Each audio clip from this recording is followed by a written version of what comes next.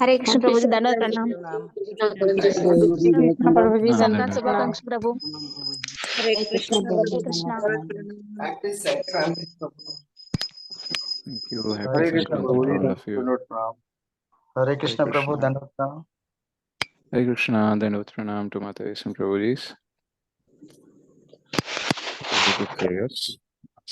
हरे कृष्ण प्रभु जी, दंडवत प्रणाम। Dandavat Pranam Mataji. हरे कृष्ण प्रभु जी, प्रणाम प्रभु जी। हरे Krishna Hare Krishna, Dandavat Pranam. प्रभु जी, प्रणाम। हरे कृष्ण। हरे कृष्ण प्रभु हरे कृष्ण प्रभु जी प्रणाम। Hare Krishna, Dandavat Pranam Mataji and Prabhujis. I'll do short prayers. Om Ajnanatimirandhasya Jnananjanashalakaya Chakshurunmilitam Yena Tasmai Shri Gurave Namaha.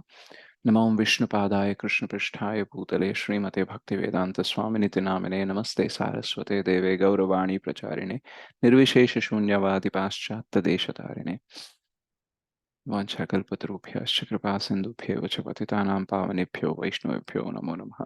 जय श्री कृष्ण चैतन्य प्रभु नित्यानंद श्री अद्वैत गदाधर श्रीवासादि गौर भक्त वृंद।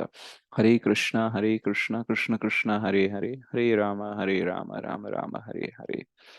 जय जय श्री चैतन्य जय नित्यानंद जय अद्वैत चंद्र जय गौर भक्त वृंद।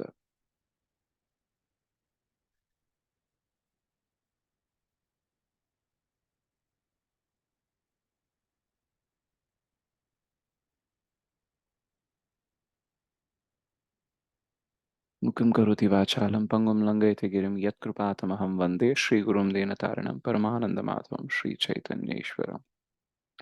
So Hare Krishna Madhais and Prabhujis, Dandavat Pranam. So thank you so much for joining in the morning japa session. So మనము ఇప్పుడు శ్రీరాముని ఆలయం ఏదైతే అయోధ్యలో నిర్మించారు అండ్ దాని స్టార్టింగ్ ఇనాగ్రేషన్ అనేది ఉంది. సో ఈ వీక్లో మనం లార్డ్ రామ్ గురించి డిస్కస్ చేయాలనేసి సో చాలా మంది రిక్వెస్ట్ చేశారు అండ్ గోవర్ధన్ ప్రభు కూడా అనుకున్నారు ఇట్లా మనం చేద్దామనేసి. సో మనం ఈరోజు ఏదన్నా శ్రీరామచంద్రుడి నుంచి నేర్చుకోవడానికి ప్రయత్నిద్దాం. సో అది స్టార్ట్ చేసే ముందు ఒక చిన్న శ్రీరామ రక్ష స్తోత్రంలో ఒక శ్లోకం ఉంటుంది. So that is like ప్రణామ Mantra for lord Ramachandra. Okay, so మీరు కూడా గుర్తుపెట్టుకోవచ్చు. నేను 3 times ఇది పలుకుతాను.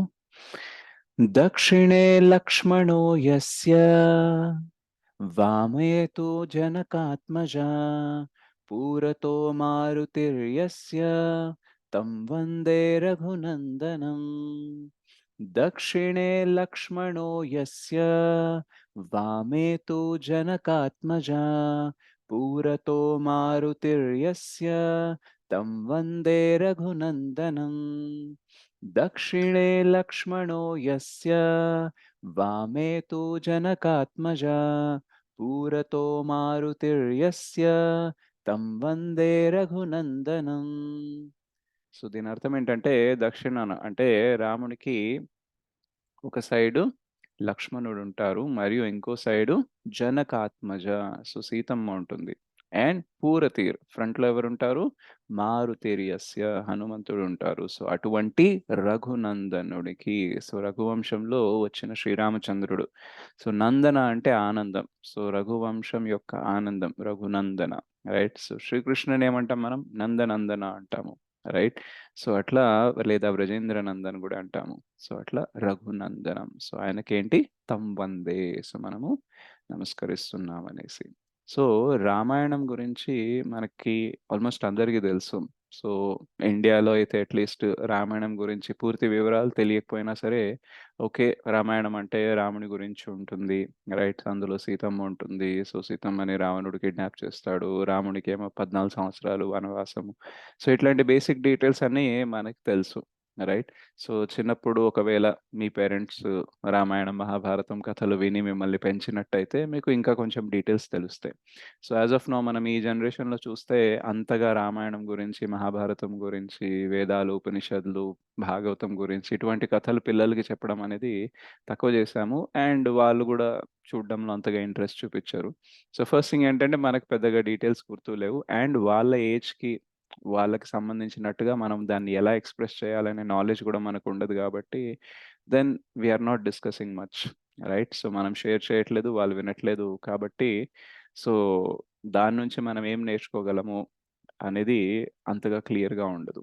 అండ్ మేబీ అంత ఇంట్రెస్ట్ కూడా చూపించకపోవచ్చు అందరూ. బట్ యాక్చువల్‌గా రామాయణం ఎంత ఫేమస్ అంటే అది ఎన్నో వేల లక్షల సంవత్సరాల క్రితం జరిగినా సరే, అప్పటికి ఇప్పటికీ అందులో నేర్చుకున్నవి ఏదైతే విషయాలున్నాయో అవి మనకి ఇప్పటికీ జీవితంలో చాలా చాలా గట్టిగా పనికొస్తాయన్నమాట. సో జనరల్‌గా మనమేమనుకుంటామంటే చాలా ఏళ్ల క్రితం ఏదన్నా జరిగిన విషయం ఉందనుకోండి. ఇప్పుడు కాలం మారిపోయింది, మనుషులు మారిపోయారు. సో అవన్నీ ఇప్పుడు ఎలా వర్తిస్తాయి అనే ఆలోచన మనకుంటుంది. బట్ థింగ్ ఏంటంటే ఎంత కాలం మారినా, ఎంత మనుషులు మారినా అని మనం చెప్తున్నా సరే జనరల్‌గా చూసినట్లయితే టెక్నాలజీ పరంగా చాలా విషయాలు మారుంటాయి. మనం ఒకళ్ళతో ఒకళ్ళు ఎలా మాట్లాడుకుంటున్నాం దాని సాధనాలు మారుంటాయి. ఒకప్పుడు ఉత్తరాలు రాసుకునేవాళ్ళు ఇప్పుడు మెసేజ్‌లు, వాట్సాప్, ఫోన్ చేసుకుంటున్నారు. రైట్? సో ఒకప్పుడు ఒక చోటు నుంచి ఇంకో చోటుకు వెళ్ళడానికి మేబీ ఎడ్ల బండి పైననో లేదా నడుచుకుంటూ వెళ్ళేవాళ్ళు. ఇప్పుడు బస్సు, రైలు అండ్ విమానం అనేసి టెక్నాలజీ అక్కడ పెరిగింది. సో ఒకప్పుడు ఇంకోలాగా మనము ఒకరితో ప్రతిస్పందించే వాళ్ళము. ఇప్పుడు కొంచెం వేరేలా చేస్తున్నాం. సాధనాలు వేరే ఉంది. సో ఇన్‌స్ట్రుమెంట్స్ మేబీ మారుంటాయి కానీ హ్యూమన్ ఎమోషన్స్ ఏదైతే ఉంటాయో అవన్నీ ఆల్‌మోస్ట్ సేమ్ ఉంటాయి. మనకి ఇప్పటికీ ఒకరిని ప్రేమించాలని ఉంటుంది. ఒకరి నుంచి ప్రేమ పొందాలని ఉంటుంది. ఒకరికి రెస్పెక్ట్ ఇవ్వాలని ఉంటుంది. రెస్పెక్ట్ తీసుకోవాలని ఉంటుంది.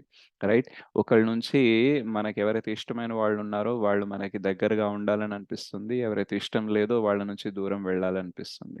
ప్లస్ మనకెవరైతే ఇష్టమైన వాళ్ళుంటారో, మనకేదైతే కావాల్సిందుంటదో వాటిని పోగొట్టుకున్నప్పుడు ఇప్పటికీ బాధేస్తుంది.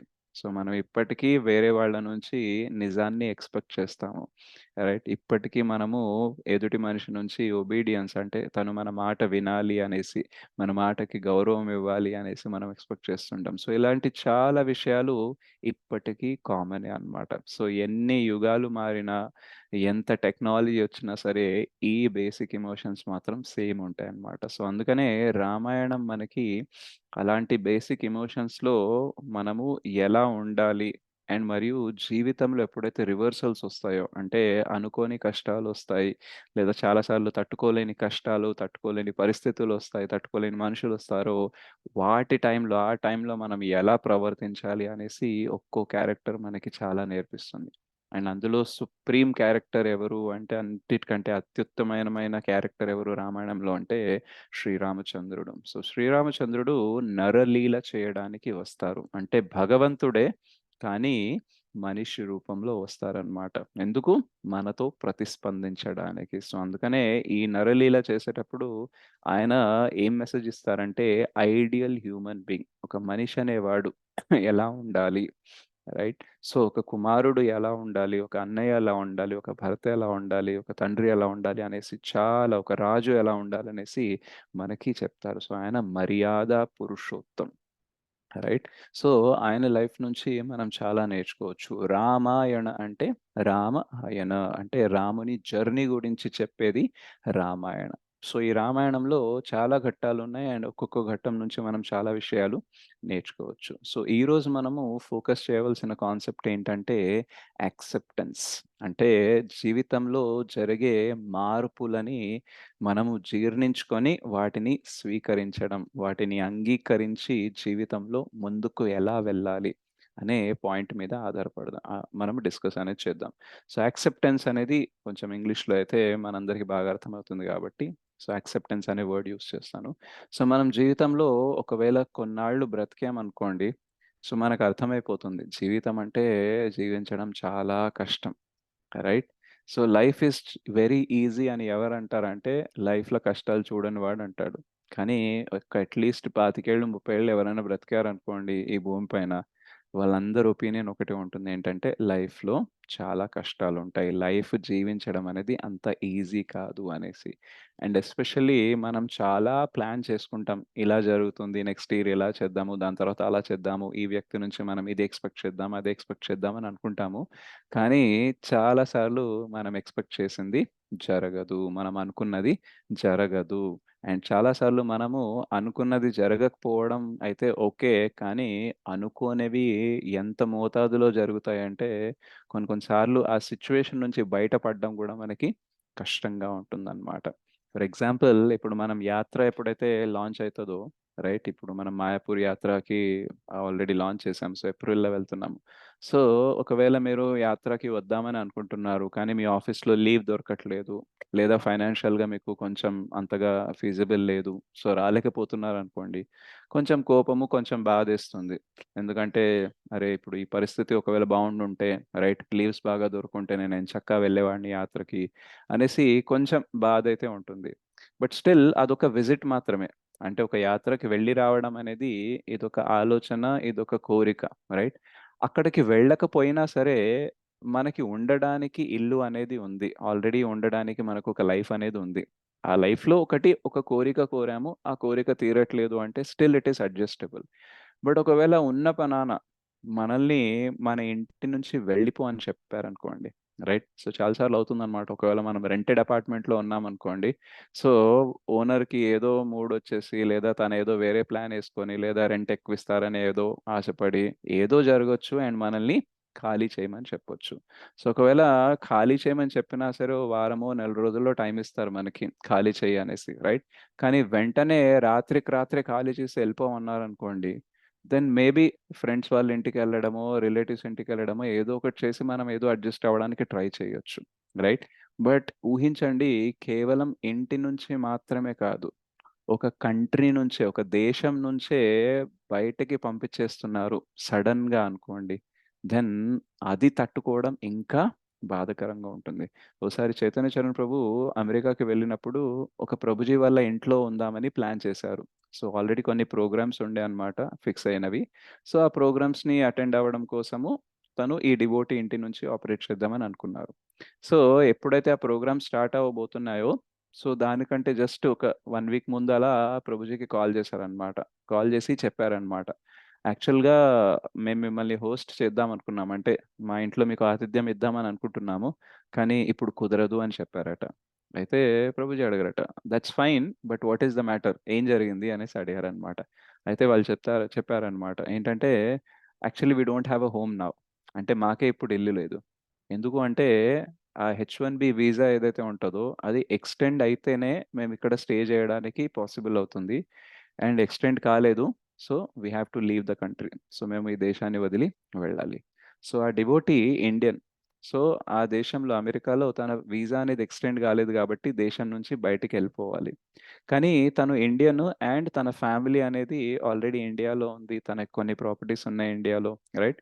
సో ఈవెన్ తన జాబ్ని, అక్కడ వాళ్ళ పిల్లల ఎడ్యుకేషన్ని, తన ఇల్లుని అన్నీ వదిలేసి ఇటు రావాలన్నా సరే అట్లీస్ట్ ఇండియాలో నా కోసం ఎవరన్నా ఉన్నారు, ఫ్యామిలీ అయితే ఉంది, మళ్ళీ నేను రీస్టార్ట్ చేయొచ్చు అనే అవకాశం అయితే ఉంది. సో అటు నుంచి వెళ్ళి ఇటు ఇండియాకి రావడం కష్టమే. బట్ ఇమాజిన్, మీరు ఉండే కంట్రీలోనే, అంటే మీరు ఏ దేశపు వాసులో ఆ దేశం నుంచే మిమ్మల్ని వెళ్ళిపోమని చెప్పారు, అండ్ మీరు వేరే దేశానికి వెళ్ళలేరు, రైట్. సో అట్లాంటప్పుడు ఇంకా బాధాకరంగా ఉంటుందన్నమాట. సో వేరే దేశం నుంచి నన్ను తరిమేస్తే నా సొంత దేశానికన్నా రావచ్చు, కానీ నా సొంత దేశం నుంచే నన్ను తరిమేశారు అనుకోండి, అండ్ వేరే ఏ దేశాలకి నేను వెళ్ళలేను అనుకోండి, అప్పుడు ఈ పరిస్థితిని హ్యాండిల్ చేయడం అనేది చాలా కష్టం. అంటే మనం ఏ అడవుల్లోకో వెళ్ళి బ్రతకాల్సి వస్తుందన్నమాట ఎవరికి తెలియకుండా.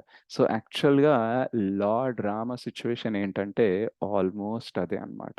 ఏంటంటే తను అయోధ్య నుంచి పంపించేశారు, అండ్ ఇక్కడ 14 సంవత్సరాలు అరణ్యవాసంకి వెళ్ళాలి. సో జనరల్గా మన లైఫ్లో ఏదైనా మార్పు వచ్చిందనుకోండి, సిచ్యువేషన్ ఒకటి ఉండేది ఇంకొకటి అయిపోయింది అనుకోండి, ఆ సిచ్యువేషన్ మారినప్పుడు మనం ఎంత బాధపడతాం అనేది దేనిపైన డిపెండ్ అవుతుంది అంటే, ఆ సిచ్యువేషన్ మారకముందు మన సిచ్యువేషన్ ఎలా ఉండే. ఒకవేళ హ్యాపీ సిచ్యువేషన్ ఉండే అండ్ సడన్గా సిచ్యువేషన్ మారిపోయి చాలా బాధకరం అయిపోయింది అనుకోండి, దాన్ని తట్టుకోవడం, ఆ బాధను తట్టుకోవడం చాలా కష్టం. కానీ ఆల్రెడీ సిచ్యువేషన్ బ్యాడ్గా ఉంది, దాని తర్వాత కొంచెం బెటర్ సిచ్యువేషన్ వచ్చింది అనుకోండి, ఆ మార్పుని జీర్ణించుకోవడము, దాన్ని తట్టుకోవడం అనేది చాలా ఈజీ అన్నమాట. సో రామచంద్రుడికైతే చాలా ఘోరమైన సిచ్యువేషన్.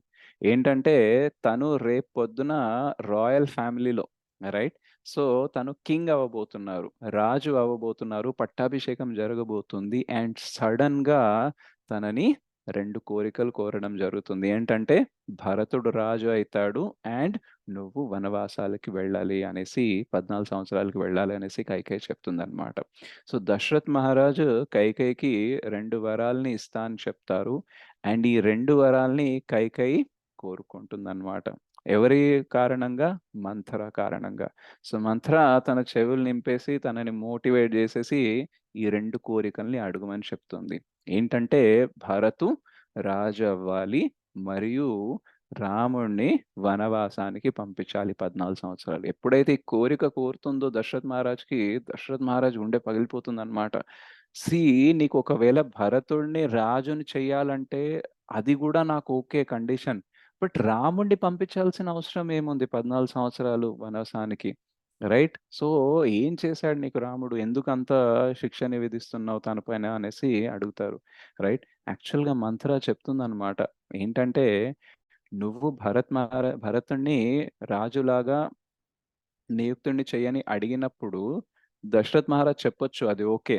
బట్ ప్రాబ్లం ఏంటంటే రాముడు ఉన్నంత వరకు భరత్ ఒప్పుకోడు రాజు అవ్వడానికి. అండ్ రెండోది మొత్తం అయోధ్యలో కూడా ఎవ్వరు దీన్ని ఒప్పుకోరు. సో రాముడిని పంపిస్తేనే బయటికి భరతు రాజు అవుతాడనేసి చెప్తారనమాట. సో ఇలా ఈ 2 కోరికలు కోరుతుంది. అండ్ ఎప్పుడైతే ఈ 2 కోరికలు కోరింది అండ్ రామచంద్రుడు వెళ్ళిపోయాడు అనేసి భరత్కి తెలుస్తుందో, తను ఉండడు అప్పుడు ఆ టైంలో. బట్ దాని తర్వాత ఎప్పుడైతే వస్తారో అప్పుడు భరత్ షాక్ అవుతాడనమాట. ఏంటి, రాముణ్ణి వనవాసానికి పంపించారా? సి రాముడు ఎవరంటే కలలో కూడా, అంటే ఆలోచన స్థలంలో కూడా ఒకరికి చెడు చేద్దామని, తప్పు చేద్దామని ఆలోచించలేడు, రైట్? అండ్ వనవాసాలకి పంపించడం అంటే it is just next to execution. అంటే మరణశిక్ష విధించడం కంటే ఒక స్టెప్ కింద కొంచెం కన్సెషన్ ఇస్తే ఏ శిక్ష ఇస్తారంటే అడవులకి పంపించేయడం అన్నమాట. అంటే ఒక్క ప్రాణాన్ని తప్ప మిగతా అన్ని వారి దగ్గర నుంచి తీసేసుకొని వాళ్ళని పంపించేయడం. అంటే ఎంతో గొప్ప నేరం చేస్తే తప్ప వేయని శిక్ష ఏ తప్పు చేయని రామచంద్రుడికి ఎలా వేశారు అనేసి షాక్ అవుతారనమాట. మన లైఫ్లో మనం చేసిన తప్పులకి కొన్నిసార్లు అనుభవించాల్సి వస్తుంది. అండ్ ఎస్పెషల్లీ మన కర్మ ప్రకారమే మనకి విషయాలు అనేది జరుగుతూ ఉంటాయి, రైట్? కానీ అట్లా జరిగినప్పుడు కూడా మనకి తట్టుకోవడం కష్టంగా ఉంటుంది. కానీ ఇక్కడ శ్రీరామచంద్రుడు ఏ తప్పు చేయలేదు. అండ్ తనకి అటు పట్టాభిషేకం జరిగే స్టేజ్ నుంచి డైరెక్ట్గా అన్నీ లాగేసుకొని జస్ట్ కట్టుబట్టలతో, అది కూడా నార్మల్గా సాధు వేసుకునే బట్టలతో తనని వనవాసానికి పంపించడం జరిగింది. ఎప్పుడైతే కైకేయి ఒక పిలుపు ఇస్తుందో రాముణ్ణి పిలిపించండి తనకి చెప్పాలి అనేసి 2 విషయాలు, అప్పుడు రామచంద్రుడు వస్తారనమాట. వచ్చిన తర్వాత రూమ్లో ఎంటర్ అవ్వగానే ఇటు దశరథ్ మహారాజు ఒకవైపు ఉంటారు, కైకేయి ఇంకోవైపు ఉంటుంది. సో అక్కడ ఆ వాతావరణం చూసే రామచంద్రుడికి అర్థమవుతుంది కొంచెం ఏదో టెన్షన్ నడుస్తుంది అనేసి. సో జనరల్గా మనం కూడా ఒక రూమ్లోకి వెళ్ళాము, 2 మనుషులు ఉన్నారనుకోండి, ఆ వాతావరణము ఏం టెన్షన్ నడుస్తుంది అనేసి కొంచెం అవగాహన వచ్చేస్తుంది అనమాట. సో తనకి కూడా కొంచెం అవగాహన వచ్చేసింది ఏంటంటే something is going wrong here అనేసి. సో దశరథ్ మహారాజ్ని అడుగుతారు ఏమైంది పిలిపించారు అనేసి. దశరథ్ మహారాజ్ ఒక్క మాట కూడా మాట్లాడరు. సో తను కైకేయి వైపు వెళ్తారు. వెళ్ళినప్పుడు కైకేయి చెప్తుందన్నమాట, యాక్చువల్గా మీ నాన్న నాకు 2 వరాలు ఇచ్చారు. సో దాని ప్రకారం అంటే నేను 2 కోరికలు కోరుకున్నాను. సో అవి నీకు చెప్పడానికి హెజిటేట్ అవుతున్నారు. ఎందుకంటే మేబీ నువ్వు ఒప్పుకోవేమో, లేదా తిరస్కరిస్తావేమో, లేదా దీనికి రివర్స్గా ఏమైనా మాట్లాడతావేమో అనేసి హీఈస్ నాట్ టెల్లింగ్ యూ. అంటే సరే మరి మీరు చెప్పండి అని అంటారు. అయితే తను చెప్తుంది, ఒకటి భరతుడు రాజు అవ్వాలి, రెండోది నువ్వు 14 సంవత్సరాల కోసం వనవాసం వెళ్ళాలి. సో ఇది వినగానే, రైట్? సో జనరల్గా అయితే మన లైఫ్లో ఇట్లాంటి సిచ్యువేషన్ వచ్చిందనుకోండి, అంటే రేపు పొద్దున మనకి ఏ వైస్ ప్రెసిడెంటో జనరల్ మేనేజర్గా ప్రమోషన్ రాబోతుంది. అండ్ సడన్గా రాత్రి మన బాస్ లేదా మనకి బాగా క్లోజ్ కంపెనీలో ఎవరైతే ఉంటారో ఆయన పిలిచేసి చెప్తారనమాట, సో యాక్చువల్గా రేపు నీకు ఏదైతే ప్రమోషన్ ఇవ్వాలని అనుకుంటున్నామో అది మేము ఇవ్వట్లేదు, వేరే వాళ్ళకి ఇస్తున్నాము. అండ్ రెండోది నిన్ను జాబ్లోకి వెళ్ళి తీసిస్తున్నాం, రైట్? సో ఇది వినగానే మన లోపల ఓకే, ఒకవైపు రావణాసురుడు, ఒకవైపు హిరణ్యకశిపు దాక్కొని ఉంటారనమాట, సిచ్యువేషన్ వస్తే బయటకు వద్దామనేసి. సో ఇట్లాంటి మాట వినంగానే మన భక్తి, మన సాంప్రదాయం, మన సంస్కృతి అన్ని పక్కన పెట్టేసి మహా అయితే వాడి కాలర్ పట్టుకోవడమో, వాడిని కొట్టడమో, లేదా ఏదో ఒకటి చేయడమో చేసి మనం ఏం చెప్తామంటే, మీరందరు కలిసి నన్ను మోసం చేశారు, రైట్? నాకు అప్పటికే అనిపిస్తూనే ఉంది ఏదో ఒకటి మీరు చేస్తారనేసి. ఛీ! ఇలా నేను అనుకోలేదు అనేసి వాడిని 4 తిట్లు తిట్టి, కంపెనీలో 4 తిట్లు తిట్టి, దానికి ఏదో లాస్ చేయాలని రివెంజ్ ప్లాన్స్ తీసుకొని ఇవన్నీ చేస్తాము. సో రామచంద్రుడు మాత్రం అలా చేయలేదు. సో మనకి శాస్త్రాలు ఏం చెప్తాయంటే, ఈ మాట విన్న తర్వాత రాముని ఫేస్‌లో ఒక్క ఎక్స్‌ప్రెషన్ చేంజ్ కూడా కాలేదట. అంటే ఇంత ఘోరమైన వార్త విన్న తర్వాత జనరల్‌గా ఏదైతే మినిమమ్ టు మినిమమ్ బాధేసి ఒక ఎక్స్‌ప్రెషన్ బయటకొస్తుంది గదా! అది గూడా రాలేదట. సో సింపుల్‌గా ఏమన్నారంటే రామచంద్రుడు, యాక్చువల్‌గా ఇన్ని రోజులు నేను మిమ్మల్ని నా తల్లిలాగే చూసుకున్నాను. అండ్ మీరు కూడా నన్ను మీ సొంత కుమారుడిలాగా చూసుకున్నారు, అలాగే ప్రేమించారని అనుకున్నాను. కానీ ఈరోజు తెలిసింది అది నిజం కాదు అనేసి అన్నారనమాట. ఈ గ్యాప్‌లో కైకేయి ఆలోచిస్తుంది. అంటే ఇప్పుడు నాకు అన్యాయం జరిగింది. తల్లి ప్లేస్‌లో ఉండి నువ్వు నన్ను ఇట్లా చేస్తావా అనేసి ఎక్కడ రెబెల్ అయితాడో అనేసి అనుకుంటది. ఎందుకంటే జనరల్‌గా మనం ఎలా ఆలోచిస్తామో ఎదుటి వాళ్ళు కూడా అలాగే ఆలోచిస్తారని మనం అనుకుంటాం. రైట్? బట్ రామచంద్రుడు ఏమంటారంటే, యాక్చువల్‌గా రాజ్యం లాంటి చిన్న విషయం కోసం మీరు నాన్నగారి దగ్గర వెళ్ళాల్సిన అవసరం ఏముంది? నాకే చెప్పేస్తే నేనే హ్యాపీగా భరతుడిని రాజుని చేసేవాడిని. రెండోది వనవాసానికి వెళ్ళమని నాకు చెప్తే సరిపోయేది గదా! సో, దానికోసం నాన్నగారిని 2 వరాలు అడగడము, దాని తర్వాత ఇంత చేయడము అవసరమే లేదు. సో, డోంట్ వరీ, భరతుడు రాజైతాడు. నేను వనవాసానికి వెళ్తాను. నో వరీస్ అనేసి వెళ్ళిపోతారనమాట. సో, యాక్చువల్‌గా కైకేయి గూడా షాక్‌లో ఉంటుంది. ఆమె ప్రిపేర్ అవుతుంది. ఒకవేళ రాముడు ఇట్లా ఆర్గ్యుమెంట్ చేస్తే నేనెట్లా కన్విన్స్ చేయాలి? ఈ మాట చెప్తే ఏం చెప్పాలి అని అనుకుంటుంది. బట్ రామచంద్రుడు ఏ ఎక్స్‌ప్రెషన్ ఇవ్వకుండా సింపుల్‌గా అగ్రీ అయ్యి వెళ్ళిపోతారనమాట. సో, జనరల్‌గా మనకి ఒక చేంజ్‌ని, లైఫ్‌లో వచ్చే చేంజ్‌ని యాక్సెప్ట్ చేయాలి అంటే చాలా కష్టంగా ఉంటుంది. అట్లాంటిది రామచంద్రుడి లైఫ్‌లో వచ్చిన చేంజ్ ఏదైతే ఉందో, పట్టాభిషేకం జరగాల్సింది సడెన్‌గా వనవాసాలకు వెళ్ళాల్సొస్తుందో, ఇంత ఘోరమైన చేంజ్ ఫస్ట్ థింగ్ మన లైఫ్‌లో రాదు. రైట్? కానీ అట్లాంటి సిట్యుయేషన్ వచ్చినా సరే, దాన్ని ఎలా డీల్ చేయాలనేది రామచంద్రుడు చెప్తారు మనకి. రైట్? సో, యాక్చువల్‌గా మన లైఫ్‌లో గూడా చాలా సార్లు మనం అనుకున్నవి జరగకపోవచ్చు. రైట్? మనుషుల వల్ల, పరిస్థితుల వల్ల ఏదో ఒకటి రివర్సల్స్ ఒస్తాయి. ఇలా అనుకుంటాం, అలా జరిగిపోతుంది. ఏదైతే జరగకూడదనుకుంటామో అది గూడా జరగొచ్చు. మనం ఊహించనిది గూడా జరిగిపోతుందనమాట. సో, అలా జరిగిపోయినప్పుడు బేసిక్‌లీ మనకొచ్చే ప్రాబ్లమ్ ఏంటంటే, దాన్ని మనం యాక్సెప్ట్ చేయలేకపోతామనమాట. రైట్? సో, యాక్సెప్టెన్స్‌కి అపోజిట్ ఏంటంటే రిసెంట్‌మెంట్. అంటే ఎందుకిలా జరిగింది? ఎందుకిలా జరిగిందనేసి మనము బాధపడుతూ ఉంటామనమాట. ఆ బాధలో మనం బాధపడుతూ, వేరే వాళ్ళని బాధపెట్టి, మన ఫ్యూచర్‌లో ఇంకా ఏ హోప్ లేకుండా మనము చేసుకునే అవకాశాలు గూడా ఉంటాయన్నమాట. సో, మామూలుగా లెట్ అస్ సే మీరు బోట్ నడపడం నేర్చుకున్నారు. రైట్? సో, ఒక గేమ్ అనేది ఉంటుందన్నమాట. రోయింగ్ అంటారు. రోయింగ్ అంటే 2 పక్కల నుంచి ఇలా ఇలా తోస్తూ ఆ పడవలో మనము వెళ్తూ ఉంటామన్నమాట. సో, కొన్ని స్పోర్ట్స్ కూడా ఉంటాయి దాంట్లో. సో, ఒకవేళ మీరది నేర్చుకున్నారు. అండ్ నేర్చుకున్న తర్వాత ఆ పోటీల్లో పాల్గొని అందరికీ చూపించాలనుకున్నారేంటంటే నేనెంత బాగా నేర్చుకున్నాననేసి. సో, సముద్రంలో ఆ పోటీ ఉంది. అండ్ మీరు పోటీ పడడం స్టార్ట్ చేశారు. అండ్ సడెన్‌గా ఒక పెద్ద అల వచ్చేసి మొత్తం బోట్‌ని తిప్పేసింది. బోట్‌లో ఉండే ఎవరెవరైతే ఉన్నారో వాళ్ళందరూ బయట పడిపోయారు మీతో సహా. పడిపోయిన తర్వాత ఇటు బోట్ లేదు, అటు తొయ్యడానికి ఆ తోపుడు కట్టెలు లేవు, ఏమి లేవు. మీరు సింపుల్‌గా సముద్రంలో పడి ఉన్నారు. సో, ఆ టైంలో మనం ఆలోచించాల్సింది, ఇప్పుడు నేను ఈదుకుంటూ ఎలా ఆ కోస్టల్ వైపు అంటే తీరానికి వెళ్ళాలి అని ఆలోచించాలి కానీ, అక్కడే కూర్చొని ఎందుకిలా నాకు జరిగింది? నేనెంత చేయాలనుకున్నాను, ఎంత బాగా గెలుస్తానని కలలు కన్నాను, ఇదంతా జరగలేదు. నేను అనవసరంగా ఇక్కడ పడిపోయాను అనేసి మనం ఏడుస్తూ కూర్చున్నామనుకోండి, మునిగిపోయి చచ్చిపోతామనమాట. రైట్? సో, అక్కడ మనం అడగాల్సింది ఎందుకిలా జరిగింది గాదు. మనం అక్కడ అడగాల్సింది ఇప్పుడు నేను ఇమ్మీడియేట్‌గా ఏం చెయ్యాలి? సో, యాక్సెప్ట్ చేయాలి. ఏంటంటే నేను పడ్డాను. ఇలా వెళ్దాం అనుకున్నాను. రివర్సల్ అయిపోయింది. బోట్ అటు వెళ్ళిపోయింది. నేను నీళ్ళలో పడ్డాను. ఇప్పుడు దీని నుంచి నేను బయటపడాలి. అది నాకు ఇంపార్టెంట్. సో సిమిలర్లీ మన లైఫ్లో ఏదైనా సిచ్యువేషన్ బ్యాడ్ అయినప్పుడు, మార్పు వచ్చినప్పుడు ఫస్ట్ దాన్ని యాక్సెప్ట్ చేయాలి. ఎస్, నేను ఏదైతే అనుకోలేదో అది జరిగింది. ఇప్పుడు నేను దీన్ని యాక్సెప్ట్ చేయకుండా నేను దేనికి పోరాడాను అనుకోండి డైరెక్ట్గా, రైట్? దెన్ ఫస్ట్ థింగ్ ఏంటంటే రిసెంట్మెంట్ ఉన్నప్పుడు, అంటే మనం అంగీకరించకుండా దాన్ని జీర్ణించుకోకుండా పోరాడాం అనుకోండి, అప్పుడు మన పోరాటం కూడా వ్యర్థమైపోతుంది, రైట్? ఫర్ ఎగ్జాంపుల్ ఇందాక చెప్పాను కదా, H1B వీసా అనేది ఎక్స్టెండ్ అవ్వలేదు, రైట్? అలాంటప్పుడు అది యాక్సెప్ట్ చేయకుండా నేను కంట్రీ వదిలి వెళ్ళను, రైట్, నేను ఇక్కడే ఉంటాను అనేసి గొడవ చేశాడు అనుకోండి, దెన్ ఏమవుతుంది?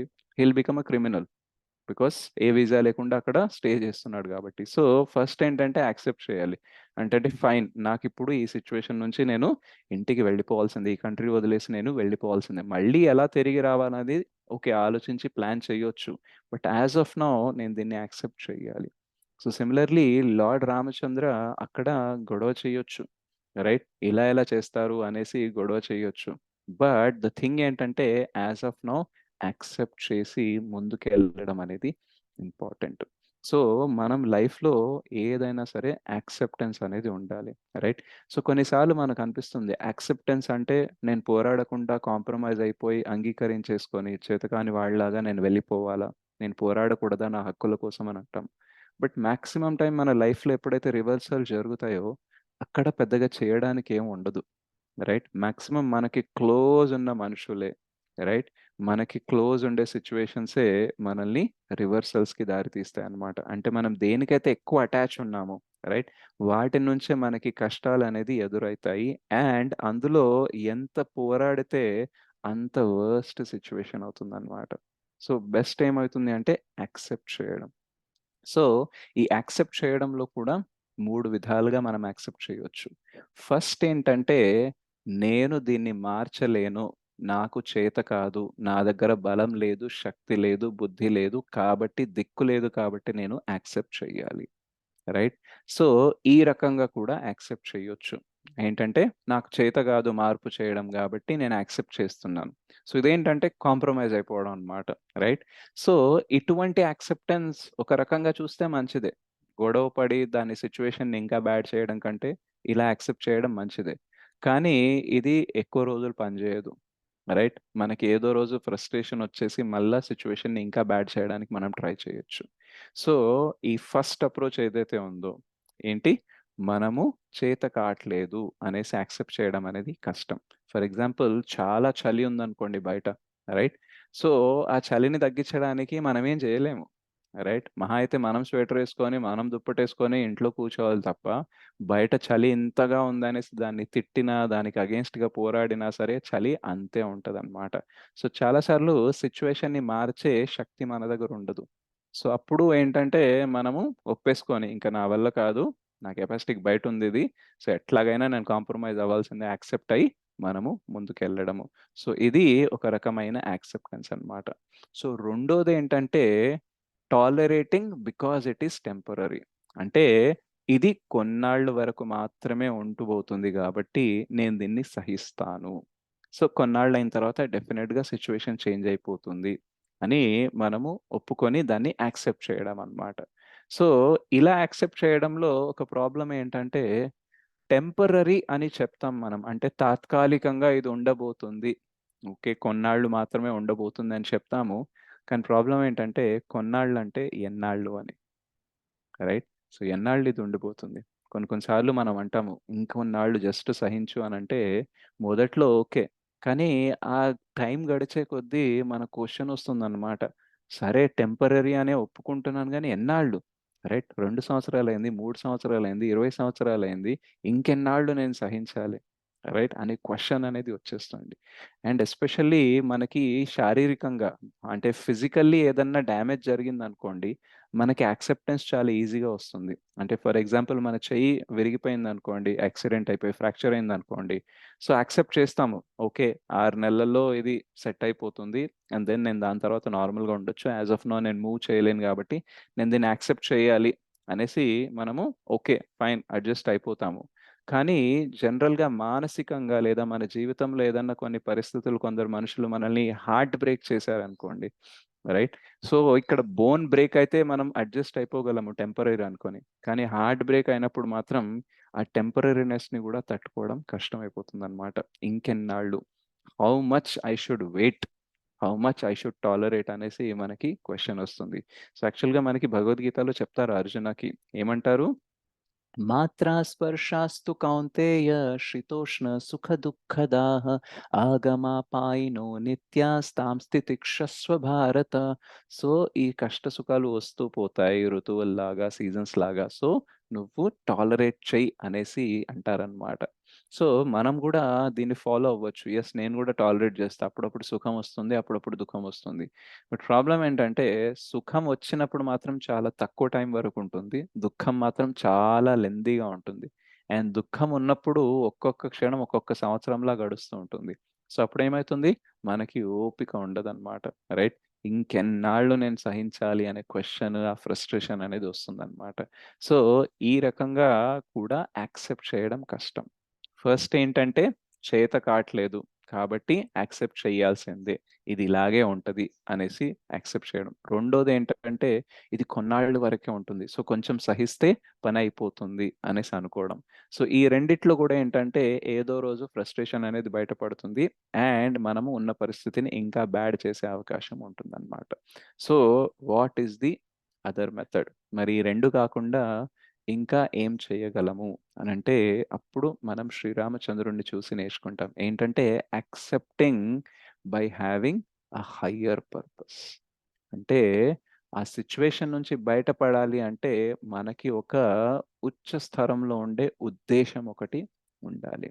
సో ఎప్పుడైతే ఈ విషయం జరిగిందో, ఏంటంటే భరతుడు రాజు అవ్వబోతున్నాడు అండ్ నేను వనవాసానికి వెళ్ళాలి అనే విషయం ఎప్పుడైతే రాముడికి తెలుస్తుందో, జనరల్ గా గోడలకి చెవులు ఉంటాయని అంటారు.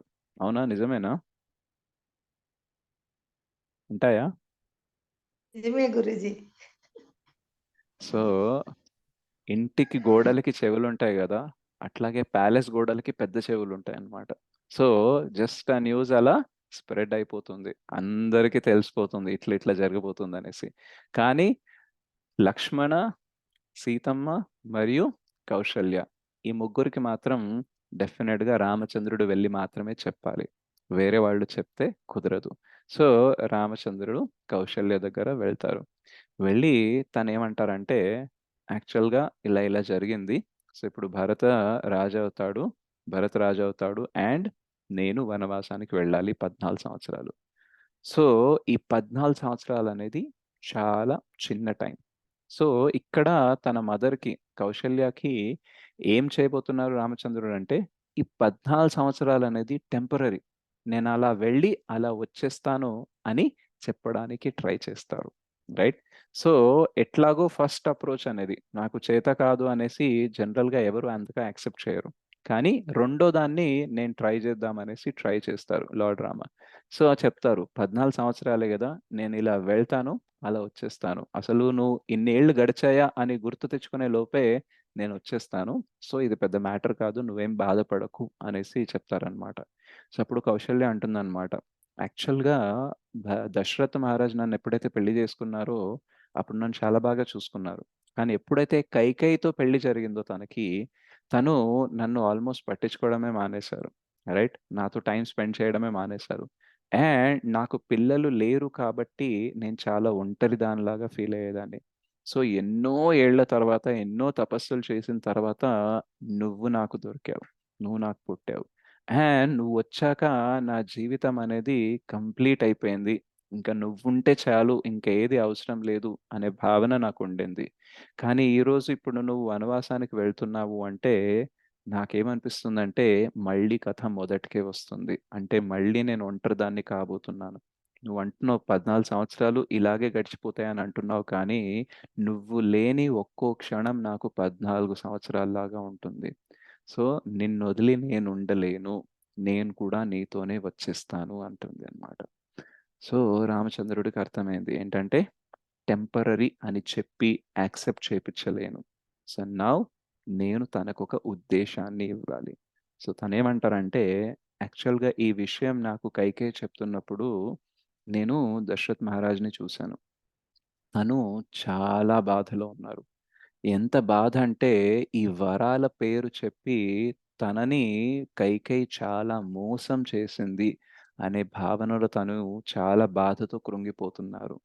ఈ సమయంలో నువ్వు నాతో వనవాసానికి రావడం కంటే తండ్రి గారితో అంటే దశరథ్ మహారాజ్‌తో ఆయనకి సపోర్ట్‌గా ఉండడం చాలా ఇంపార్టెంట్. సో, నీ బాధని నేను అర్థం చేసుకోగలను. కానీ యాస్ ఆఫ్ నౌ నువ్వు చేయాల్సింది నాతో రావడం కాదు, కానీ దశరథ్ మహారాజ్‌తో ఉండడం. ఎందుకంటే ఆయనకి నీ సపోర్ట్ అనేది ఇప్పుడు చాలా చాలా ఇంపార్టెంట్ అనేసి. సో, రామచంద్రుడు కౌసల్యకి ఒక ఉద్దేశాన్నిచ్చారు. ఆ ఉద్దేశం వల్ల తను ఈ బాధ నుంచి బయటపడగలదు అనేసి. సో, నెక్స్ట్ లక్ష్మణ దగ్గర వెళ్తారు. లక్ష్మణ దగ్గర వెళ్ళినప్పుడు లక్ష్మణకి ఈ విషయం వినగానే కోపం వచ్చేస్తుందన్నమాట. నిన్ను రాజు కాకుండా భరతుడిని రాజు చేస్తారా? ఎవరది? ఆయన ఎవరొడ్డొస్తారో నేను జూస్తాను. నువ్వు రాజు అవ్వాల్సిందే. అది ఈవెన్ దశరథ్ మహారాజ్ అడ్డుపడినా సరే, ఆయనతో యుద్ధం చేసైనా సరే, రైట్? నిన్ను రాజుని చేస్తాను అనేసి అంటారు. సో, అప్పుడు రామచంద్రుడు అంటాడనమాట. ఓ లక్ష్మణ, నువ్వు దశరథ్ మహారాజ్‌తో యుద్ధం చేసే ముందు ఒక్క విషయం గుర్తుపెట్టుకో. నీ ధనస్సు నుంచి ఏ బాణమైతే బయటికొస్తుందో దశరథ్ మహారాజ్ వైపు, ఆ బాణం ముందు నన్ను చీల్చుకొని వెళ్తేనే దశరథ్ మహారాజ్‌ని చేరుతుంది. సో, గుర్తుపెట్టుకో. నువ్వు దశరథ్ మహారాజ్‌తో యుద్ధం చేయాలంటే ముందు నాతో చేయాల్సొస్తుంది. సో, లక్ష్మణ్ అంటాడనమాట. కానీ ఇది కరెక్ట్ కాదు గదా! This is unfair. రైట్? నువ్వు రాజు కావాల్సింది అండ్ సడెన్‌గా ఇట్లా చేయడం ఏంటి? సో, ఇది కరెక్ట్ కాదు గదా! అని అంటారు. సో, అప్పుడు అంటారనమాట రామచంద్రుడు. యాక్చువల్‌గా కైకేయి కూడా నన్ను కౌశల్యలాగే ప్రేమిస్తుంది. తన ప్రేమ ప్రవాహం కూడా గంగా నదిలాగా నా వైపు ఎప్పుడూ పారుతూనే ఉంటుంది. అనేసి చెప్పగానే లక్ష్మణుడు అంటాడనమాట. సో, మరి అంత గంగలా ఉండే ప్రవాహము రాత్రికి రాత్రి ఎలా ఎండిపోయింది? ఒకటేసారి సడెన్‌గా భరత్‌ని రాజుని చేయాలి, నిన్ను పంపించేయి అంటుంది. ఇదంతా ఎట్లా నమ్ముతున్నావు నువ్వు? ఎట్లా ఇది కరెక్ట్ అని అంటే, అప్పుడు రామచంద్రుడు అంటారనమాట. దీనినే కర్మ అంటారు. ఏంటంటే లాజిక్‌కి తట్టదు. ఎందుకిది జరుగుతుంది అనేసి మనము రీజనింగ్ చేయలేము. సో, అంతగా ప్రేమించే కైకేయి నాకు సడెన్‌గా ఇలా వెళ్ళిపో అంటుందంటే, అది తప్పు కైకేయిది కాదు, దశరథ్ మహారాజ్‌ది కాదు, ఎవరిది కాదు. ఇది నా కర్మది. సో, నా కర్మ ప్రకారము నేను ఇది ఫాలో అవ్వాలి అనేసి అంటారు. ఇప్పుడు లక్ష్మణ్ అంటారనమాట. యాక్చువల్లీ కర్మ గురించి ఎవరు మాట్లాడతారో తెలుసా? చేతగాని వాళ్ళు మాట్లాడతారు. రైట్? సో, చేతులు కట్టుకొని కర్మ విషయాలు చెప్తూ ఉండడానికి నేను అట్లాంటి వాడిని కాదు. నేను మాత్రం ఫైట్ చేస్తాను. దీన్ని మార్చేస్తానంటారు. సో, అప్పుడు రామచంద్రుడు చెప్తారనమాట. యాక్చువల్లీ కర్మ విషయం కరెక్టే. కానీ కర్మ కంటే కూడా పైన ఇంకో విషయం ఉంది. అది కూడా చెప్తాను విను. ఏంటంటే ధర్మ. సో, తండ్రి మాటని జవదాటకుండా దాన్ని ఫాలో అవ్వడం కూడా ధర్మ. సో, నేను యాక్చువల్‌గా రాజు అవ్వాలనుకుంది నాకు రాజ్యం కావాలనో, నాకు ఆ పవర్ కావాలనో కాదు. కానీ తండ్రి గారు నన్ను రాజుని చెయ్యాలనుకున్నారు కాబట్టి నేను రాజునవుదామనుకున్నాను. ఇప్పుడు ఆయన కోరిక ప్రకారం, ఆయనిచ్చిన వాగ్దానం ప్రకారం నేను వనవాసానికి వెళ్ళాలి రాజు అవ్వకుండా గాబట్టి, ఇక్కడ గూడా నేను ఆయన మాటనే ఫాలో అయితున్నాను. అక్కడ ఆయన రాజు అవ్వమన్నారు గాబట్టి అయ్యాను. అండ్ ఇక్కడ వెళ్ళమన్నారు గాబట్టి వెళ్తున్నాను. సో, అల్టిమేట్‌లీ 2 కేస్‌లో కూడా నాకు మోస్ట్ ఇంపార్టెంట్ ఏంటంటే తండ్రి మాట ఫాలో అవ్వడం. సో, బేసిక్‌లీ మన లైఫ్‌లో ఒకవేళ దేని పట్లన అటాచ్‌మెంట్ ఉందనుకోండి అండ్ అది రివర్స్ అయిందనుకోండి, దెన్ మనకి బాధుంటుంది. కానీ ఆ అటాచ్‌మెంట్ కాదు, మనకి ఒక పర్సన్ ఇంపార్టెంట్ అనుకోండి, ఆ అటాచ్‌మెంట్ విషయంలో రివర్సల్ జరిగినా ఏం కష్టం ఉండదు. ఫర్ ఎగ్జాంపుల్ ఒకసారి 'చైతన్య చరణ్ ప్రభుకి' ఒక ప్రోగ్రామ్ అనేది ఫిక్స్ అయిందనమాట. మామూలుగా చాలా వరల్డ్ వైడ్‌గా తను తిరుగుతూ ఉంటారు.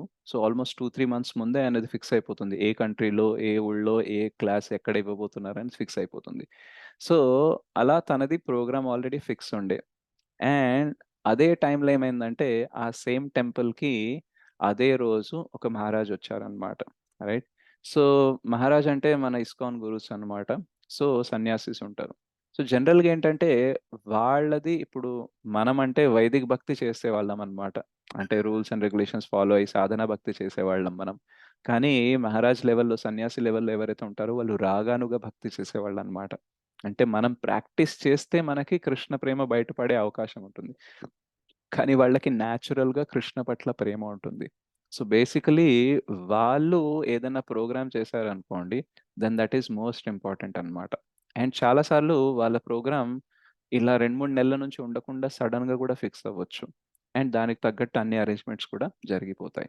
సో, అలా జరిగినప్పుడు ఆ టెంపుల్ ప్రెసిడెంట్ ఎవరైతే ఉన్నారో, ఎవరైతే చైతన్య చరణ్ ప్రభు ప్రోగ్రామ్ ఆర్గనైజ్ చేశారో, సో, ఆయన చాలా కంగారు పడుతూ చెప్పారనమాట చైతన్య చరణ్ ప్రభుకి. ఏంటంటే, యాక్చువల్లీ మీతోని ప్రోగ్రామ్ చేయిద్దాం అనేసి చాలా మొత్తం ప్లాన్ అయిపోయింది. కానీ సడెన్‌గా ఈ పర్టిక్యులర్ మహారాజ్ వచ్చారు. సో, డెఫినిట్‌గా తనతోనే ప్రోగ్రామ్ చేయించాల్సొస్తుందిప్పుడు. సో, మరి మీరు ఎలా చెప్పాలో నాకు అర్థం కావట్లేదు అనంటే, అప్పుడు అన్నారు, "నో ప్రాబ్లమ్. యాక్చువల్‌గా వాళ్ళొచ్చి చెప్తే వచ్చే ప్యూరిఫికేషన్ గాని, వచ్చే ట్రాన్స్‌ఫర్మేషన్ గాని అది ఇంకా హైగా ఉంటుంది. So, definitely there is no issues. తననే చేయనివ్వండి" అనేసి అన్నారనమాట. సో, యాక్చువల్‌గా తను చేయడం ఖాయం. కానీ ఈయన ఒప్పుకుంటారా లేదా? ఎలా యాక్సెప్ట్ చేస్తారు అనేసి తనకు కంగారుండే. ఎందుకంటే పోయినసారి ఇంకో ప్రీచర్ వచ్చినప్పుడు గూడా ఇలాగే జరిగిందట. అప్పుడు ఆ ప్రీచర్‌కి కోపం వచ్చిందట. "ఇన్ని మంత్స్ ముందు నుంచే ప్లాన్ చేసాం. ఇప్పుడు మీరు సడెన్‌గా చేంజ్ చేస్తే ఎట్లా? నేనంత ట్రావెల్ చేసి వచ్చేసి" అనేసి అలా చెప్పేసరికి ఈయనకు గూడా బాధేసిందట. సో, సేమ్ అలాగే తను గూడా చెప్తారేమో చైతన్య చరణ్ ప్రభు అని అనుకున్నారు. బట్ తను అలా చెప్పలేదు. సో, అలా చెప్పడానికి రీజన్ ఏంటి? అంటే తను బాధపడకుండా దాన్ని ఈజీగా యాక్సెప్ట్ చేయడానికి రీజన్ ఏంటంటే తనేం చెప్తారంటే, సీ కృష్ణ గురించి మాట్లాడడం మాత్రమే నాకు ఇంపార్టెంట్ అయితే, నాకు మేబీ కోపం వచ్చేదేమో. రైట్? ఎందుకు నా ప్రోగ్రామ్ క్యాన్సిల్ చేశారనేసి. బట్ యాక్చువల్‌గా నేను కృష్ణ గురించి మాట్లాడడానికి రీజన్ ఏంటంటే, కృష్ణ భావనామృతంలో నన్ను నేను నియుక్తుడిని చేయడం. అంటే నేను అబ్సార్బ్ అవ్వడం అనేది ఇంపార్టెంట్. సో, కథ చెప్పేటప్పుడు, కృష్ణ కథ చెప్పేటప్పుడు నేను అబ్సార్బ్ అవ్వాలి కృష్ణ కథలో. సో, అది మెయిన్ ఇంటెన్షన్. అండ్ అది కథ వినేటప్పుడు గూడా జరగొచ్చు. రైట్? సో, నా ఉద్దేశ్యము క్లాస్ చెప్పడంలో ఏంటి అంటే, కృష్ణ కథామృతంలో అబ్సార్బ్ అవ్వడం. లీనమవ్వడం. సో, అది నా ఉద్దేశ్యం కాబట్టి, నాకు అది విన్నప్పుడు గూడా జరగొచ్చు, నేను చెప్పినప్పుడు గూడా జరగొచ్చు. So, I have no problem. కానీ నా ఉద్దేశ్యం కృష్ణ కథలో లీనమవ్వడం కాదు. జస్ట్ క్లాస్ ఇవ్వడము, వేరే వాళ్ళ దగ్గర నుంచి అప్రిషియేషన్ తీసుకోవడం, నేనెంత గొప్ప, నేనెంత గ్రేట్, నేనెంత క్లెవర్ అని చెప్పించుకునేదుంటే, దెన్ నాకు కోపం వచ్చేదేమో. బట్ యాక్చువల్‌గా నా ఉద్దేశ్యం ఏంటి? కృష్ణ కథామృతంలో లీనమవ్వడం కాబట్టి. సో, నేను ఆ టైంలో, ఆ డేలో అక్కడే ఉంటాను. కథ చెప్పను, కానీ కథ వింటాను. బట్ ఉద్దేశ్యం అయితే సేమ్ కదా! సో, సిమిలర్‌లీ ఈవెన్ నాకు కూడా రీసెంట్‌లీ అలాగే జరిగిందనమాట. ఒక మాతాజీ వాళ్ళ పాప బర్త్‌డే ప్రోగ్రామ్ అనేది ఫిక్స్ చేసింది. అండ్ చెప్పింది. ఏంటంటే, మీరే వచ్చి క్లాస్ ఇవ్వాలి అనేసి చెప్పింది. అండ్ తను అత్తాపూర్‌కి కూడా కనెక్టెడ్ ఉందనమాట. సో, అక్కడ అత్తాపూర్‌లో ఉండే ప్రభుజీ ఏమన్నారంటే, ఒక బ్రహ్మచారి వచ్చారు వేరే సిటీ నుంచి. సో, తనతోని ఒక ప్రోగ్రామ్ ఎక్కడన్నా చేయించండి అనేసి ప్రెసిడెంట్ అడుగుతున్నారు. సో, ఇప్పుడు మీరు ఎలాగో ఇట్లా బర్త్‌డే ఆర్గనైజ్ చేశారు గదా! సో, మీరు మీరు ఆల్రెడీ వేరే ప్రభుజీని అడిగినట్టున్నారు గదా! సో, ఒకసారి ఆయనతో మాట్లాడి చూడండి. మేబీ ఆయన ఒప్పుకుంటే ఈ ప్రోగ్రామ్ చేద్దాం ఈ బ్రహ్మచారితో అనేసి అన్నది. సో, తను గూడా సేమ్ ఇలాగే హెసిటేట్ అవుతూ కాల్ చేసిందనమాట. సో, నేను చెప్పాననమాట, మాతాజీ యాక్చువల్లీ బ్రహ్మచారీస్ అంటే వాళ్ళు భగవంతుని కోసం మొత్తం లైఫ్ ఇచ్చిన వాళ్ళు. సో, ఈవెన్ నేను గూడా ప్రీచింగ్ జేసినా సరే, స్టిల్ ఐయామ్ ఎ గృహస్థ అండ్ నాకు సెపరేట్ ఇంట్రెస్ట్ ఉండొచ్చు. భగవంతుడు గాకుండా నాకు వేరే వాటిపైన గూడా ఇంట్రెస్ట్ ఉండొచ్చు. కానీ వాళ్ళు బ్రహ్మచారీస్, సాఫ్రాన్ బ్రహ్మచారీస్ అంటే మొత్తం వాళ్ళ లైఫే భగవంతుడికి ఇచ్చారు గాబట్టి, వాళ్ళు చెప్పే కథలో గాని, వాళ్ళ లైఫ్‌లో గాని ప్యూరిటీ ఎక్కువుంటుంది.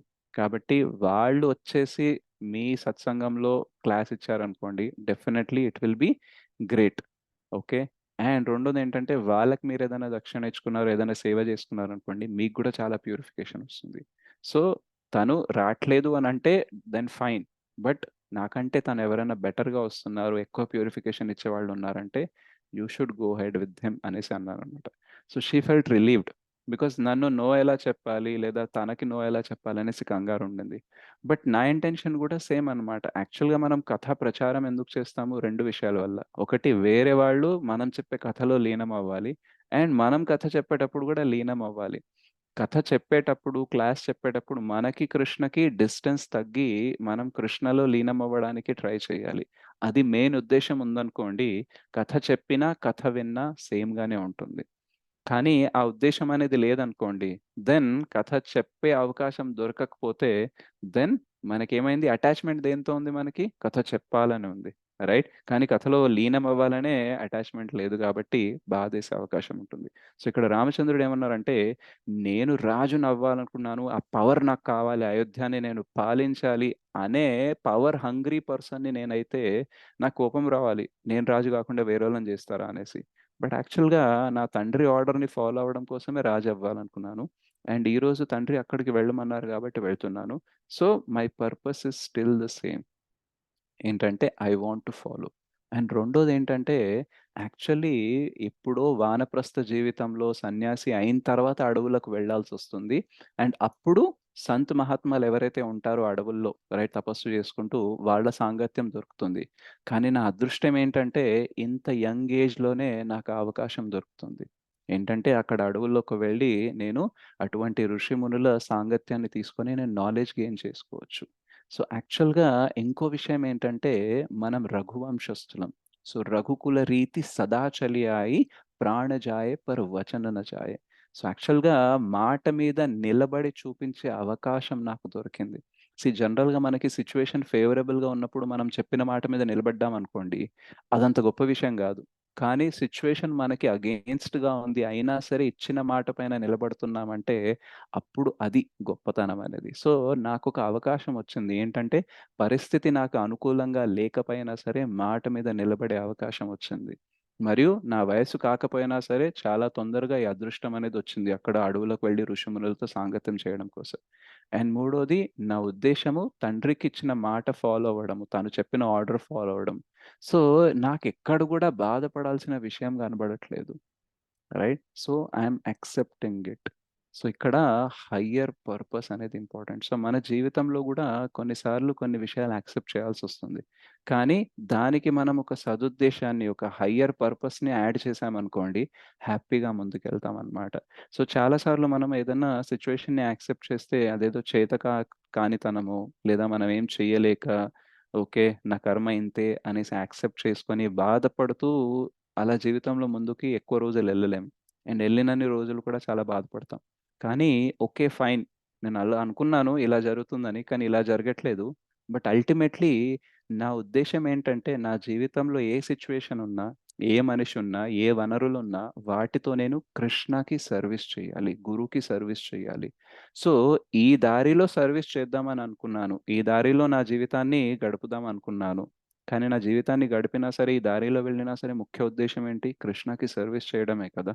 సో ఇలా కుదరట్లేదు ఇప్పుడు. పరిస్థితులు మారిపోయాయి, మనుషులు మారిపోయారు, వనరులు ఉండేవి ఒకప్పుడు, ఇప్పుడు తగ్గిపోయాయి. సో ఇప్పుడు నేనేం చేయాలి? నా దగ్గర ఇప్పుడు ఏముందో దానితో నేనెలా సర్వీస్ చేయగలనో దాని గురించి ఆలోచించాలి. Why this this thing is happening? ఎందుకిలా జరిగింది అనేసి ఏడవడం కంటే, ఓకే ఇప్పుడు ఇది జరిగింది, నెక్స్ట్ ఏం చేయాలి? How I should go ahead అనేది. సో వై అనేది చాలాసార్లు మనం అడుగుతాం. చాలాసార్లు మనం క్వెషన్ కూడా అడుగుతాం. ఎందుకిలా అంటారు వాళ్ళు నన్ను? ఎందుకిలా చేస్తారు నాతో? సో కొన్నిసార్లు దానికి ఆన్సర్ మనం తీయలేం. కొన్నిసార్లు అనలైజ్ చేసి మేబీ ఎందుకన్నారేమో, అందుకన్నారేమో అనలైజ్ చేయొచ్చు. కానీ చాలాసార్లు ఒక మనిషి మనతో ఎందుకలా ప్రవర్తిస్తాడో, ఒక పరిస్థితి మనకు ఎందుకలా మారిపోయిందో, ఎందుకీ కష్టం చూడాల్సొస్తుందో దానికి ఆన్సర్ దొరకదు. సో మనం చేయాల్సిందేంటంటే, నౌ హౌ? ఇప్పుడు నేను ముందుకెలా ఎళ్ళగలను? నా సర్వీస్‌ని ఎలా నేను ముందుకు తీసుకెళ్ళగలను అనే ఫోకస్ మనకుందనుకోండి, తొందరగా బాధ నుంచి బయటకొస్తామనమాట. లేదంటే అదే బాధలో కూరుకుపోతామనమాట. అది మన కర్మ ప్రకారం జరిగిందో, వేరే వాళ్ళు ఏదో పన్నాగం పన్ని మనల్ని ట్రాప్ చేసి ఇలా చేయించారో, భగవంతుడు ఇలా జరగాలని రాసారో ఏమి తెలీదు. బట్ ఒకటి తెలుసు ఏంటంటే, యాజ్ ఆఫ్ నౌ నేను ఈ సిట్యుయేషన్ నుంచి బయటపడి ఎట్లా సర్వీస్ ముందుకు తీసుకెళ్ళాలి. So it is like accepting gracefully, right? ఒకటేంటంటే యాక్సెప్టింగ్ ఫోర్స్‌ఫుల్లీ, అంటే బలవంతంగా దిక్కు లేదు కాబట్టి యాక్సెప్ట్ చేయడం, ఏదో టెంపరరీ అనేసి యాక్సెప్ట్ చేయడం, ఇదంతా ఫోర్స్‌ఫుల్లీ అనమాట. బట్ యాక్చువల్‌గా ఫోర్స్‌ఫుల్‌గా మనం ఉండలేం. కానీ మనం గ్రేస్‌ఫుల్లీ, యెస్ ఇప్పుడు ఇది జరిగింది. బట్ ఇది ఏ పరిస్థితి వచ్చినా సరే నా ఫోకస్ మాత్రం కృష్ణనే, నా ఫోకస్ మాత్రం గురువునే. సర్వీస్ ఇస్ మోస్ట్ ఇంపార్టెంట్ అనేసి మనం వెళ్ళాలన్నమాట. అప్పుడు వెళ్ళినప్పుడు ఏమైతుందంటే we will transcend the situation. Transcending అంటే ఎట్లాగైతే వర్షాలు పడుతున్నప్పుడు ఈగల్ ఏదైతే ఉంటుందో, గద్ద ఏదైతే ఉంటుందో అది మేఘాల పైకి వెళ్ళి ఫ్లై చేస్తుందట, రైట్? సో సిమిలర్లీ పరిస్థితి ఏదున్నా సరే, రైట్? జరిగే విషయం ఏదైనా సరే దానికి అతీతంగా మనం వెళ్ళడం అనేది నేర్చుకోవాలి. ఎందుకంటే కొన్నిసార్లు పరిస్థితుల్ని చేంజ్ చేయలేము. వాటిని అలాగే యాక్సెప్ట్ చేసుకొని మన పనిని మనం ముందుకు తీసుకెళ్ళాలి గ్రేస్‌ఫుల్లీ. సో, లార్డ్ రామచంద్రకి జరగరాని అన్యాయం జరిగింది. అంత ఘోరమైన అన్యాయం మేబీ మన లైఫ్‌లో ఎవ్వరికీ జరగదేమో. కానీ అంత జరిగినా సరే దాన్ని ఎలా హ్యాండిల్ చేశారంటే, తనకి బాధపడే సిట్యుయేషన్ వచ్చినా సరే తను ఆలోచించేది వేరే వాళ్ళ బాధని తగ్గించడం. ఈవెన్ కైకేయి గురించి గూడా ఎవరు ఏది అనుకోకూడదనేసి లక్ష్మణకేం చెప్పారు? కర్మ ప్రకారం ఇది జరుగుతుంది కానీ కైకేయి తప్పేం లేదు. కౌశల్యకి దశరథ్ మహారాజ్ అంటే కొంచెం కోపం వచ్చింది. ఇంతకు ముందు గూడా నన్ను అలాగే ఒంటరిగా చూసేవాళ్ళు. ఇప్పుడు గూడా అలాగే అయితదన్నప్పుడు, నువ్వు తన వైపు అలా ఆలోచించకు. తనకి నీ అవసరం ఉంది. ప్రేమగా, ఆప్యాయతతో తనని చూసుకో. తన పక్కనే ఉండనేసి అటు కౌశల్య బాధను తగ్గిచ్చి, ఇటు దశరథ్ మహారాజ్ బాధని గూడా తగ్గించడానికి ట్రై చేశారు. సో, రాముడికి జరిగింది అన్యాయం. ఆయన బాధపడాలి. ఆయనను వేరే వాళ్ళొచ్చి కన్సోల్ జేయాలి. "అయ్యో! నువ్వు బాధపడకు. నీకెంత పెద్ద అన్యాయం జరిగింది" అనేసి ఆయనకు చెప్పాలి. కానీ ఆయననే వేరే వాళ్ళకి చెప్తున్నారనమాట. యాక్చువల్‌గా "నువ్వు బాధపడకు, నువ్వు తగ్గించుకో, నువ్వు ఇలా ఉండు, అలా ఉండు" అనేసి చెప్తున్నారనమాట. మన జీవితంలో ఎన్ని సార్లు ఇలా జరుగుతుంది. మనకేదన్నా అన్యాయం జరిగితే, మన విషయంలో ఏదన్నా తప్పు జరిగితే we expect others to come and help us. Right? మన బాధ తగ్గించుకోవడానికి వేరే వాళ్ళు రావాలి. మనకు న్యాయం జేయడానికి వేరే వాళ్ళు రావాలనేసి మనం ఏడుస్తూ, మనం బాధపడుతూ ఉంటాము. బట్ యాక్చువల్‌గా రామచంద్రుడు ఏం చెప్తారంటే, కష్టాలు అందరికీ వస్తాయి. కానీ బుద్ధిమంతుడు, నిజమైన మనిషి ఏం చేయాలంటే, ఆ కష్టంలో గూడా వేరే వాళ్ళ గురించి ఆలోచించి, వాళ్ళ కష్టాన్ని అంటే ఒక సిట్యుయేషన్ ఒక వ్యక్తికి జరిగినప్పుడు, తన సంబంధంలో ఉండే చాలా వ్యక్తులకు గూడా కష్టం జరుగుతుంది. రైట్? సో, మన ఫ్యామిలీలో మనం ఒకరిని ప్రేమిస్తున్నాం అనుకోండి, వాళ్ళకేదైనా కష్టమొస్తే మొత్తం ఫ్యామిలీకి కష్టం అనేది అనుభూతి ఉంటుంది. సో, ఆ టైంలో ఎట్లా వేరే వాళ్ళ కష్టాన్ని తగ్గించాలనే ఆలోచన ఉందనుకోండి, ఫస్ట్ థింగ్ మన మనస్సు చేసే ట్రాప్ ఏదైతే ఉంటుందో, బాధపడి వై అనేసి రిసెంట్‌మెంట్ ఒస్తుందో, దాని నుంచి బయటపడతాము. రెండోది వేరే వాళ్ళ బాధని కూడా తగ్గించడానికి ట్రై చేయగలము. ఎప్పుడైతే అభిమన్యుడు చనిపోయాడో, ఆ రోజు అర్జున యుద్ధంలోకి వెళ్ళలేదు. సో, మిగతా నలుగురు పాండవులు ఎవరైతే ఉన్నారో ఆ రోజు యుద్ధంలో ఉన్నారు. సో, అభిమన్యు చెప్తాడు, "నేను పద్మవ్యూహంలోకి వెళ్తాను. వెళ్ళడం తెలుసు కానీ బయటికి రావడం నాకు తెలీదు. నేను లోపలికెళ్ళే కొద్దీ మీరు వెనకాల వచ్చేయండి. సో దట్ అందరం కలిసి బయటికి రావచ్చు" అనేసి చెప్తారు. బట్ జయద్రథ్ మాత్రం ఆపేస్తాడక్కడే. సే ఆపేయడం వల్ల అభిమన్యుడు ఒక్కడే పద్మవ్యూహంలో వెళ్తాడు. అప్పటికి పరాక్రముడిలాగా యుద్ధం చేసినా సరే 6 మంది యోధులు కలిసి ఆయన్ని అన్యాయంగా చంపేస్తారు. సో, ఆ టైంలో చనిపోయిన తర్వాత అర్జున తనని పట్టుకొని ఏడుస్తున్నప్పుడు చాలా అనరాని మాటలు అంటారనమాట. "మీరందరూ గాజులు తొడుక్కున్నారా? పిల్లోడిని కాపాడలేకపోయారు. నలుగురు కలిసి కూడా" అనేసి చాలా సూటి బాధపడేలాంటి మాటలు మాట్లాడుతుంటే కృష్ణ చెప్పారనమాట. "ఓ అర్జునా! నువ్వెంత బాధపడుతున్నావో మిగతా నలుగురు కూడా అంతే బాధపడుతున్నారు. దయచేసి ఇట్లాంటి మాటలు మాట్లాడి వాళ్ళ బాధని పెంచకు. బుద్ధిమంతుడు ఎవడైనా సరే బాధని తగ్గించడానికి ప్రయత్నిస్తాడు కానీ పెంచడానికి ప్రయత్నించడు. సో, నీ బాధ న్యాచురలే. వాళ్ళ బాధ కూడా నిజమే. సో, ఈ సిట్యుయేషన్‌లో బాధని పెంచే ప్రయత్నం చేయకు, తగ్గించే ప్రయత్నం చెయి" అంటారు. సో, రామచంద్రుడు కూడా ఎగ్జాక్ట్‌లీ అదే చేస్తారు.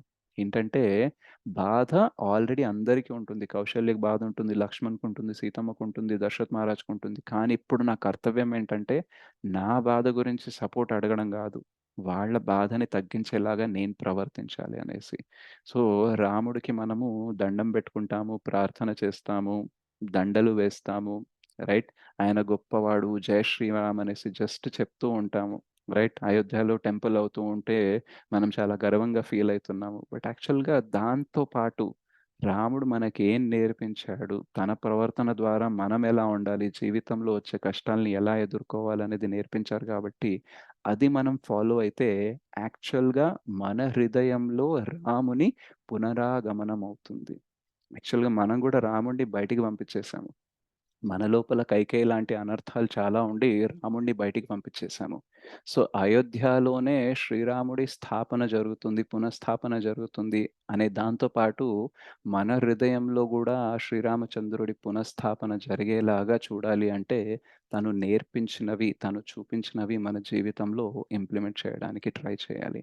అప్పుడే యాక్చువల్‌గా మన హృదయం అయోధ్య అవుతుంది. అండ్ ఆ హృదయంలో శ్రీరామచంద్రుడు ఉంటారనమాట. So this is what we have to focus on.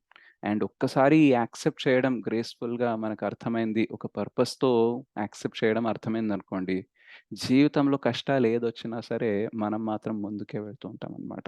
ఏది కూడా మనల్ని అక్కడే ఆపి ఉంచలేదు. సో ఈ కాన్సెప్ట్ని మనము జీవితంలో దించుకొని మనం ఆ శ్రీరామచంద్రుడికి ట్రిబ్యూట్, అంటే మీరు చేసిన దానికి మేము ఇలా ఇంప్లిమెంట్ చేసి దానికి కృతజ్ఞత చెప్పుకుంటున్నాము అనేలాగా మన జీవితం అనేది ఉండాలి. ఓకే, సో బోలో ప్రభు శ్రీరామచంద్ర की जय, श्रील प्रभुपाद की जय, श्रील गुरुदेव की जय, निताय गौर प्रेमानंदे, हरि हरि बोल, हरे कृष्ण, दंडवत प्रणाम माता जी प्रभु जी। हरि हरि बोल प्रभु जी, हरि बोल। హరి హరి బోల్ ప్రభుజీ, హరి బోల్. హరి బోల్ ప్రభుజీ. ఇప్పటికీ ప్రభుజీ ఫస్ట్ టైం వింటున్నట్టుగా బాధేస్తుంది రామాయణం ఎప్పుడు విన్నా కూడా. అంటే మనసు సాఫ్ట్ అయిపోతుంది అనమాట.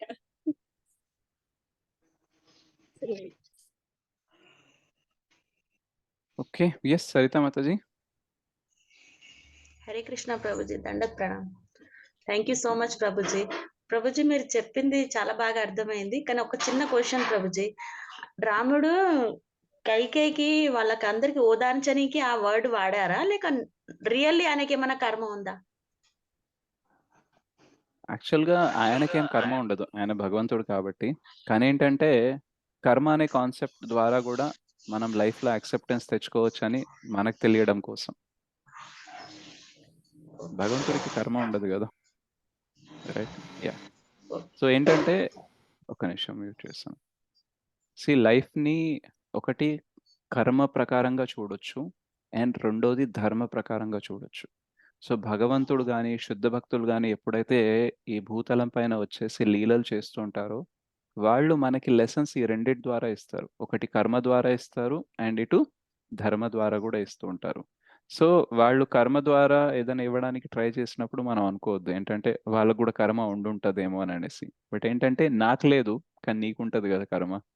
సో అండర్స్టాండ్ దట్ కర్మ ప్రకారం కూడా కొన్నిసార్లు ఇల్లాజికల్ అనిపించేవి జరుగుతూ ఉంటాయి. ఇట్లా జరగకూడదు, రైట్? కానీ ఎట్లా జరిగింది అంటే మేబీ కర్మ. సో కర్మ అనే కాన్సెప్ట్ ఏం చేస్తుందంటే మనల్ని యాక్సెప్ట్ చేయడం కోసం కొంచెం ధైర్యాన్ని ఇస్తుంది అనమాట.